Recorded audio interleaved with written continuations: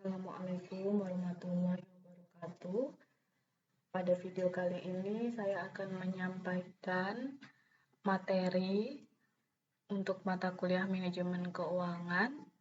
Materi terakhir ya, yaitu pembelanjaan jangka pendek.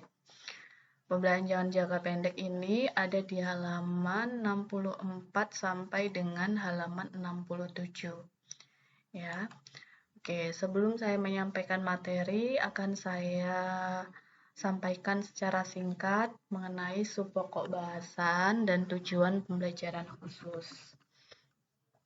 Subpokok bahasan yang akan dipelajari di materi ini yaitu pertama pengertian dari pembelanjaan spontan. Ya, jadi pembelanjaan jangka pendek itu juga karena dia bersifat spontan, maka dia juga disebut dengan pembelanjaan spontan. Ya, karena ini diperoleh secara segera ya, dengan segera. Makanya namanya ini menjadi pembelanjaan spontan. Kemudian arti penting dari pembelanjaan spontan dan jenis-jenis dari pembelanjaan spontan. Kemudian yang kedua yaitu analisis manfaat dan biaya pembelanjaan spontan. Ya, analisis cost and benefit dari pembelanjaan spontan. Nah, dari subpokok bahasan ini, kemudian tujuan dari pembelajaran khusus setelah mempelajari mengenai pokok bahasan pembelanjaan jangka pendek, pertama, mahasiswa dapat menjelaskan pengertian dari pembelanjaan spontan, ya, apa itu pembelanjaan spontan. Kemudian yang kedua, mahasiswa dapat menjelaskan arti penting pembelanjaan spontan bagi perusahaan. Ya, kemudian yang ketiga, mahasiswa mampu menjelaskan jenis-jenis pembelanjaan spontan. Ya, apa saja itu pembelanjaan spontan. Nah, dari ketiga ini tercakup ke dalam subpokok bahasan pertama. Kemudian yang keempat, mahasiswa dapat menjelaskan cara menghitung tambahan manfaat dan biaya karena kebijakan pembelanjaan spontan. Ya, apa itu tambahan manfaat dan tambahan biayanya? Ya, ini kita masuk ke analisis cost and benefit. Kemudian yang keenam, mahasiswa dapat menghitung tambahan manfaat karena kebijakan pembelanjaan spontan dan menghitung tambahan biaya karena kebijakan pembelanjaan spontan. Dan yang terakhir, mahasiswa dapat menentukan kelayakan kebijakan pembelanjaan spontan yang digunakan. Ya, jadi itu ketujuh tujuan pembelajaran khusus. Selanjutnya materi perkuliahan. Ya, materi perkuliahan pertama yang akan kita bahas adalah pengertian dari pembelanjaan spontan. Pembelanjaan spontan adalah fasilitas pinjaman atau kredit dari pihak lain, baik itu dari pemasok atau supplier, kemudian dari bank, dari asuransi dalam jangka pendek yang dapat diperoleh segera atau bersifat spontan tanpa melalui prosedur, sistem, dan persyaratan secara rinci.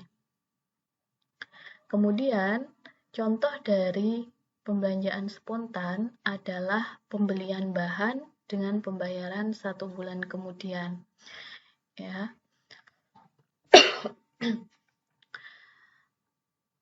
Karena ini jangka pendek 1 bulan, ya. Ini bisa dikategorikan ke dalam pembelanjaan spontan. Meskipun demikian, setiap bentuk pinjaman yang dimanfaatkan akan memberikan beban biaya bagi perusahaan. Oleh karena itu, perusahaan harus dapat menentukan pembelanjaan spontan mana yang akan dimanfaatkan. Ya, jadi seperti itu. Konsekuensi dari melakukan pinjaman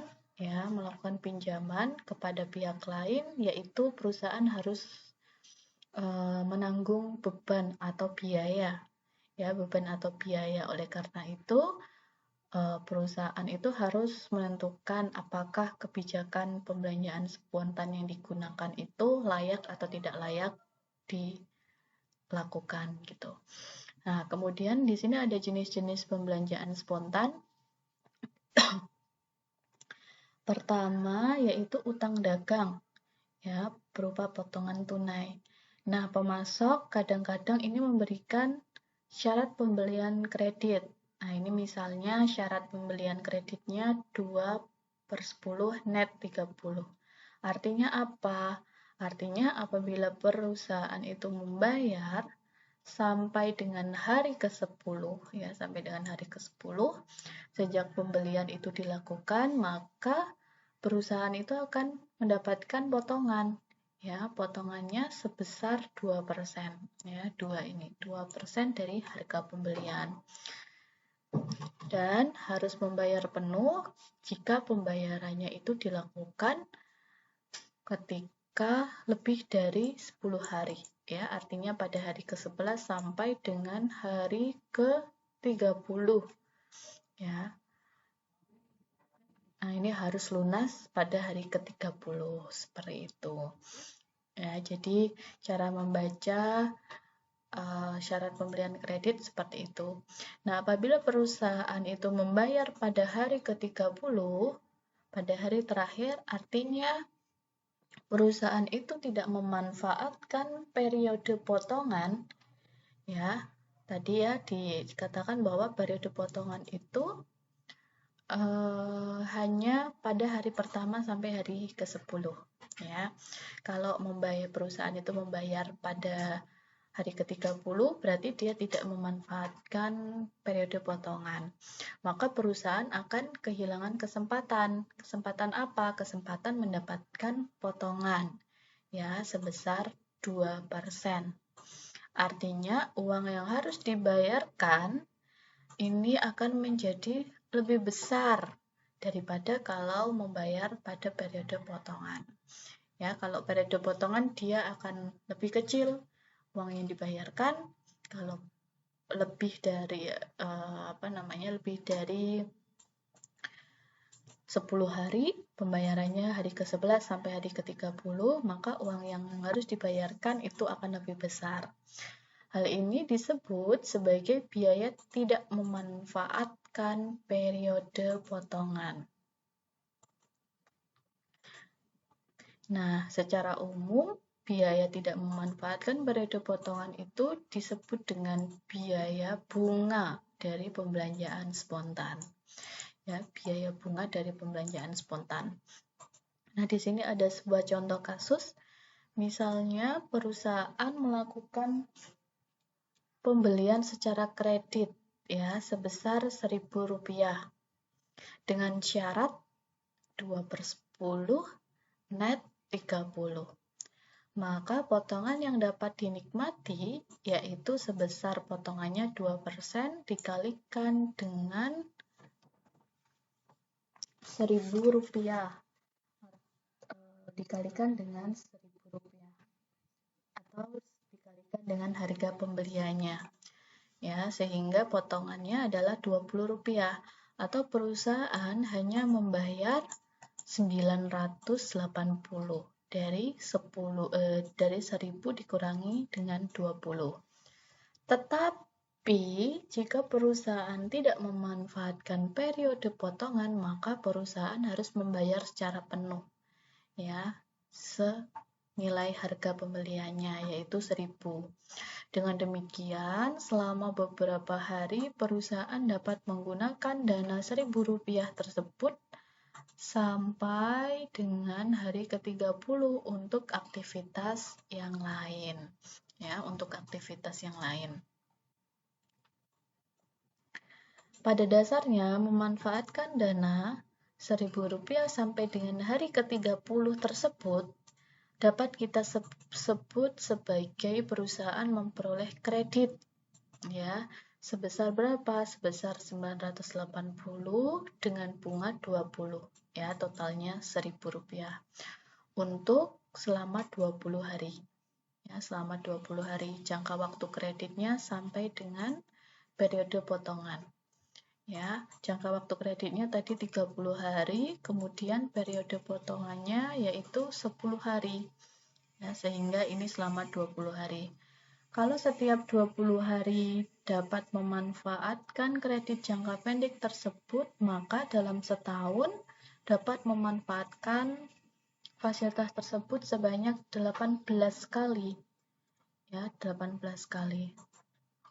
Dari mana? Dari jumlah hari dalam satu tahun 360 hari dibagi dengan 20 hari. Ya, dibagi dengan 20 hari yang ini. Sehingga frekuensinya memanfaatkan fasilitas kredit adalah 18 kali. Nah, permasalahan ini dapat digambarkan sebagai berikut. Nah, ini ya, 0 sampai 10 hari, hari ke-0 sampai hari ke-10, ini masuk ke dalam periode potongan. Periode potongan, sedangkan 10 sampai 30 ini masuk ke periode bebas. Ya, maksudnya periode bebas potongan. Artinya dia tidak memperoleh potongan. Sedangkan 0 sampai 30 itu merupakan jangka waktu kreditnya. Ya, jangka waktu kredit. Sehingga biaya bunga karena tidak memanfaatkan periode potongan per tahun sama dengan 20 adalah potongannya ya, dibagi dengan 980 ya, ini ya 980 dikalikan dengan 360 hari per 20 hari. 360 hari adalah jangka waktu jumlah hari dalam satu tahun dibagi dengan 20 hari. Ya. Periode bebasnya sama dengan 36,73%. Formula rumus untuk mencari biaya bunga per tahun tersebut dapat ditulis sebagai berikut. Biaya bunga per tahun sama dengan D. D adalah persentase potongan pembelian dibagi dengan 100% minus D.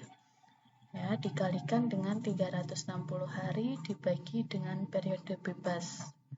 Ya. Periode bebas itu adalah jangka waktu kredit dikurangi dengan periode potongan. Kalau tadi kita hitung periode bebasnya adalah 20 hari. Ya, nah misalnya syarat pembelian itu diubah menjadi 2/20 net 30. Maka biaya bunga per tahun, biaya bunga itu tadi apa? Biaya tidak memanfaatkan periode potongan ya. Biaya bunga per tahunnya sama dengan 2%. 2% adalah persentase potongan pembelian dibagi dengan 100% dikurangi dengan D. 100% dikurangi 2% sama dengan 98%. Dikalikan dengan 360 hari dibagi dengan 10 hari. Periode bebas potongannya yaitu 30 hari dikurangi dengan 20 hari.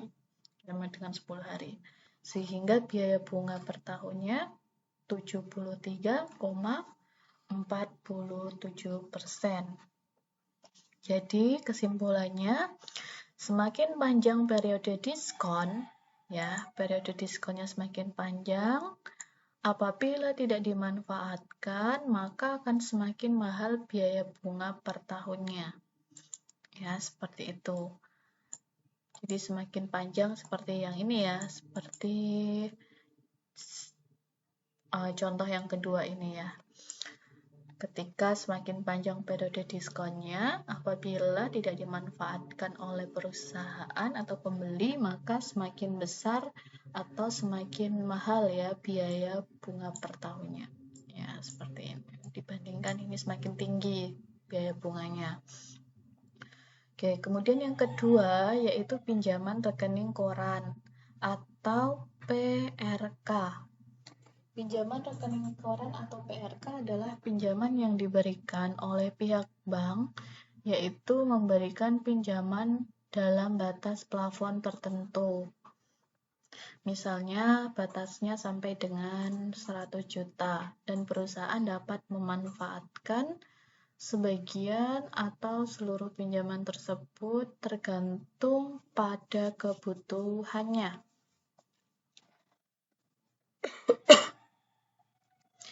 Biaya bunga hanya dibebankan pada jumlah yang dimanfaatkan saja. Ya, yang pertama yaitu compensating balance. Compensating balance adalah persyaratan yang harus dipenuhi oleh perusahaan karena perusahaan itu memperoleh pinjaman rekening koran atau PRK. Compensating balance adalah syarat untuk mempertahankan saldo minimal PRK. Ya, misalnya pinjaman rekening korannya sampai dengan 100 juta dengan compensating balance 1 juta rupiah. Ya, maka perusahaan hanya dapat memanfaatkan PRK maksimal yaitu 99 karena saldo di rekening pinjaman itu tidak boleh kurang dari 1 juta. Ya, jadi seperti itu. Nah, contoh soal, perusahaan memperoleh fasilitas PRK sebesar 1 juta dari bank dengan bunga 12% per tahun. Bank mensyaratkan compensating balance sebesar 100.000 atau 10% dari plafon pinjamannya. Tadi plafon pinjamannya adalah 1 juta. Nah, pertanyaannya adalah berapakah biaya bunga efektif per tahun dari PRK tersebut? Ya, ini penyelesaiannya. Biaya bunga per tahun sama dengan 12% ya, dikalikan dengan plafon pinjamannya. Ya, 1 juta rupiah. Dibagi dengan plafon pinjaman dikurangi dengan compensating balance. Ya, sehingga biaya bunga per tahunnya yaitu 13,33% per tahun. Nah, seandainya perusahaan itu hanya memanfaatkan pinjaman sebesar 700.000, maka biaya bunga per tahunnya berapa? Ya, biaya bunga per tahunnya sama dengan 12% dikalikan dengan 700.000 rupiah dikalikan dengan pinjamannya. Ya, dibagi dengan pinjaman 700.000 dikurangi dengan compensating balance-nya, yaitu 10% dikalikan dengan pinjamannya 700.000. Ya, sehingga biaya bunga per tahunnya sama dengan 13,33% per tahun. Oke, itu adalah compensating balance. Kemudian yang kedua yaitu commitment fee. Pinjaman rekening koran itu juga dapat mempunyai persyaratan commitment fee. Apa itu commitment fee? Commitment fee itu adalah persetujuan dari pemberi pinjaman untuk tetap menyediakan dana sebesar saldo pinjaman yang belum digunakan. Misalnya, contoh kasus ya, perusahaan itu memperoleh fasilitas pinjaman rekening koran sebesar 1 juta rupiah dari bank. Bunganya adalah 12% per tahun. Bank mensyaratkan compensating balance ya sebesar 100.000 ya atau 10% dari plafon pinjaman. Nah, perusahaan hanya memanfaatkan sebagian, misalnya 700.000 gitu ya. Pihak bank komit untuk tetap menyediakan sisa pinjaman yang belum dimanfaatkan dengan komitmen fee ya sebesar 0,5%. Nah, pertanyaannya adalah berapakah biaya bunga efektif per tahun dari pinjaman rekening koran tersebut? Ya, maka kita hitung. Biaya bunga per tahun sama dengan 12% dikalikan dengan 700.000 ditambah dengan 0,5%. Ya, 0,5% adalah komitmen fee-nya dikalikan dengan 300.000. 300.000 dari mana? Dari sisa pinjaman yang belum dimanfaatkan. Ya, 1 juta dikurangi dengan 700.000. Ya, hasilnya 300.000 dibagi dengan 700.000 dikurangi 10% dikalikan dengan 700.000. Ya, 10% dari pinjamannya ya, dari pinjamannya seperti yang ini 10% dikali 700.000 sama dengan biaya bunganya adalah 13,57% per tahun. Oke, itu adalah komitmen fee. Kemudian yang ketiga, setelah tadi pertama adalah utang dagang, kemudian yang kedua pinjaman rekening koran, kemudian yang ketiga adalah commercial paper atau CP. Commercial paper adalah suatu pernyataan utang yang diterbitkan oleh perusahaan dalam jangka pendek. Ya, commercial paper itu merupakan utang tanpa jaminan dan harga jualnya tergantung dari hasil tawar-menawar antara perusahaan dengan investor yang akan membeli atau memberi pinjaman. Nah, biasanya ini commercial paper itu akan terjual dengan diskon. Artinya apa? Artinya harga jualnya itu di bawah nilai nominalnya. Ya. Seperti itu. Pada saat jatuh tempo, perusahaan itu harus melunasi sebesar nilai nominalnya. Contohnya, perusahaan membutuhkan dana sebesar 5 juta.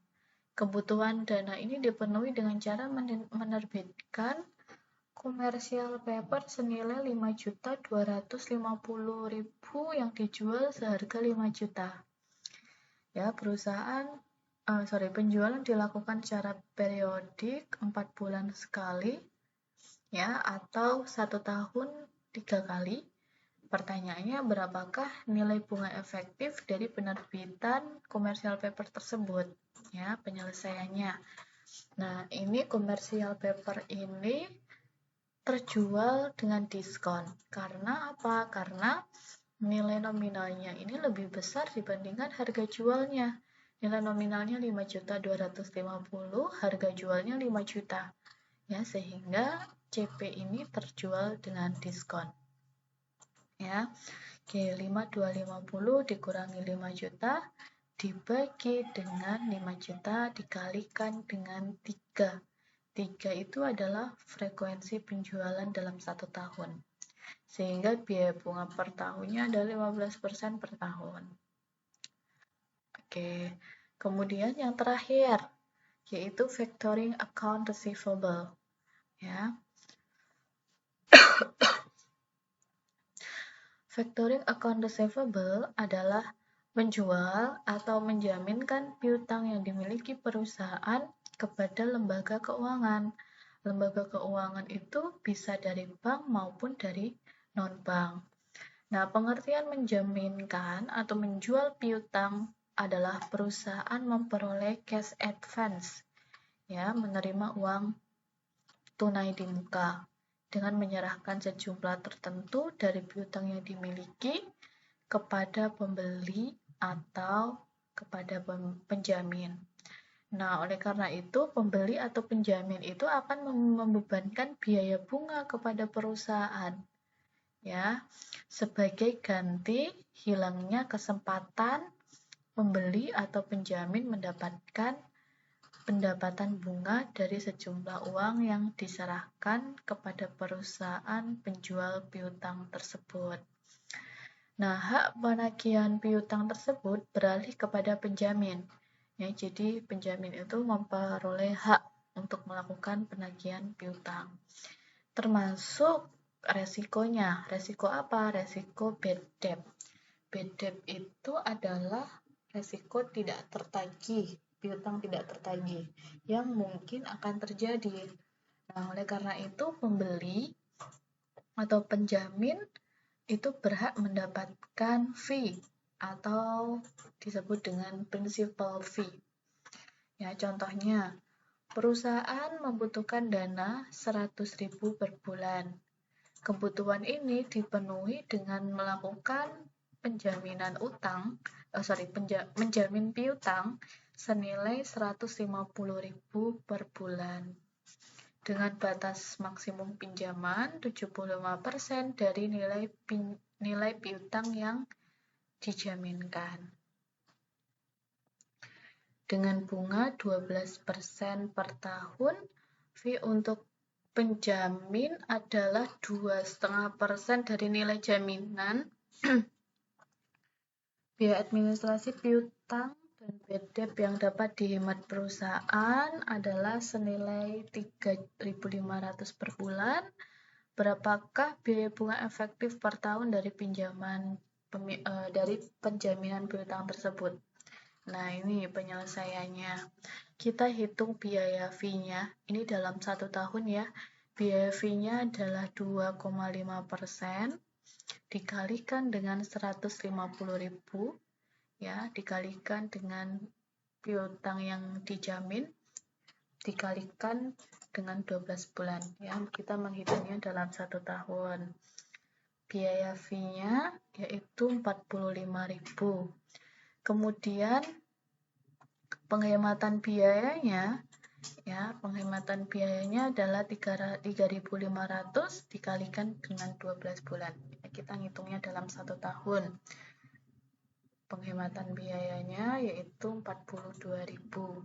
Sehingga tambahan biaya bersihnya kita kurangkan dari biaya fee dikurangi dengan penghematan biayanya 3.000. Nah, biaya bunga per tahunnya sama dengan 12%. 12% dikalikan dengan kebutuhan dananya ya, ditambah dengan tambahan biaya bersih ya, dibagi dengan 100.000 dibagi dengan kebutuhan dananya. Sehingga biaya bunga per tahunnya adalah 15%. Ya, 15% per tahun. Oke, itu adalah penjelasan mengenai pembelanjaan jangka pendek. Mungkin cukup itu yang dapat saya sampaikan di video kali ini. Semoga bermanfaat. Kurang lebihnya saya mohon maaf jika ada kesalahan. Saya akhiri. Wassalamualaikum warahmatullahi wabarakatuh.